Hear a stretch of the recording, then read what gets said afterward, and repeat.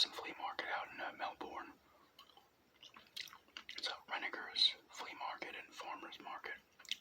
Apparently they have some of them in Pennsylvania as well. It's a few in Florida, so that could be cool. Looks pretty big. I don't know for sure if we're going to do that. We're going to go to State Park too on one of the days, take a walk. I'm not doing anything crazy, honestly. We're staying out of like theme parks and shit. But just kind of a hanging out type of thing. I actually want to do I might do it one of these days, maybe tomorrow or Friday. To a show and tell. Like I've said in the past, I had some old toys down in this house from when I was a kid. We'd come down here, either my mom or whoever would buy some toys or whatever, or I'd bring stuff down from New York. I still had some of the stuff here. Like I said, I brought back like a Soundwave Transformer, a Centurion thing I brought back that was almost completely, it was 99% complete. I sold it. But I knew I had them, but I just didn't mess with them.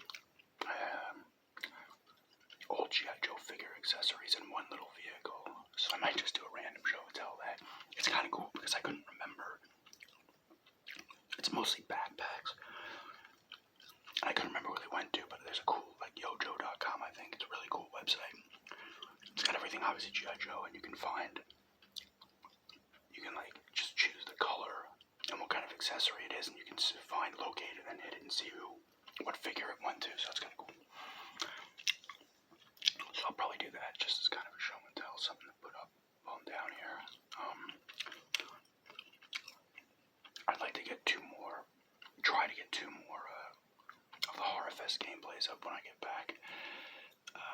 I want to still do Condemned, Criminal Origins, and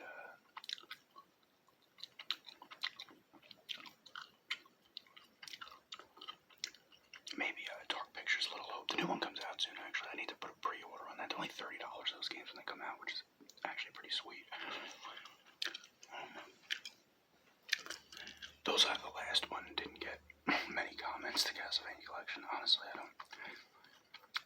I think it's always like a little, discouraging. I get like a good amount of likes on a lot of my videos, but it's never like I'll get like 70 likes on a video and I'll get like 5, 6, 7 individual comments. Some people I guess just don't want to comment. I'm guilty of that too on one videos. I'll just throw a like, and sometimes you don't know what to even comment. But I like interacting with people through the comments, so I guess sometimes certain videos will always get a lot of comments, but other ones sometimes I'll draw like, there'll be like 60, 70 likes and it'll be like 2 individual comments. It's like, and it's just kind of, I don't know if comments help you get in the algorithm. Not that it matters, but I don't know. I like getting comments, honestly. But if people don't want to leave them, I wouldn't try to force people to leave comments. Just a little whining. I've actually been doing pretty good view-wise this month, so I want to try to get up maybe like at least 3 or 4 videos while I'm here. I got a little sidetracked. I didn't get to do. I wanted to film another video up in New York, but like the Castlevania one, I would have put that one up yesterday and had another video for. Thing just froze a little bit. For the day before, but I had a bad headache, so I didn't end up filming a second video.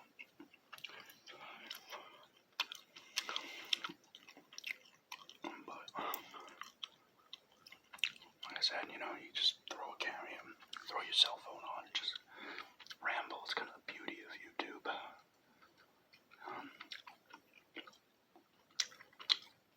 Good to see my mom and my aunt and the cats again. They've now been down here for a little bit. Most of them actually go outside and hang out in the brush and fucking catch bugs. There's a couple of giant dead dragonflies in the garage. Gus never is. He'll come up to you and want beds. The other ones have to like kind of get used to you. They'll probably get used to us again in like 3 or 4 days. But it's funny. I was taking a shower this morning, and I'll open the window. It's like right next to the shower. So when you're in the shower, you can pop the window a little bit, and it just looks out to like the brush. There's nothing. There's no one else there. And the AC unit is right there. I look out there, and there's a stick bug that's like freaking that big,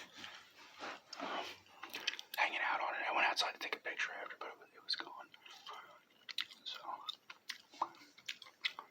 get a lot of crazy bugs down here. Not a lot of crazy bugs, but you get a lot of bugs that are just bigger.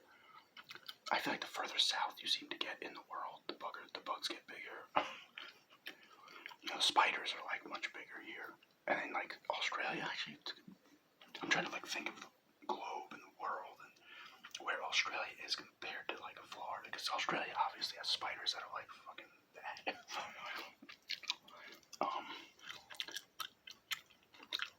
But compared to New York you can find some big spiders from time to time. Although it's the tiny spiders you gotta be fucking afraid of. They'll bite you and kill you. They're poison, or at least fuck you up bad. But yeah, saw a big turtle on the side of the road chilling out in the grass yesterday.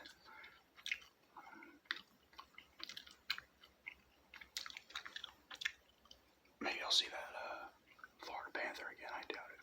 It's a kind of a once in a lifetime thing, just seeing it randomly like that. Yeah, the plane ride was decent. Even though you get here quick, I watched Nobody on the plane, that movie with Bob Odenkirk. I had seen it before, but I was like, I want to just find a movie that I'll enjoy. Because I didn't have the sound on or anything. I watched that again. It's a good movie. But I was just on the plane and I was like, it's funny, like I showed a little roomette tour, that quick video. And that's a small space. You can get a second person in there as long as you're not both like really big people. Like if you're like even like if you're tall or whatever, like it's gonna be a problem. But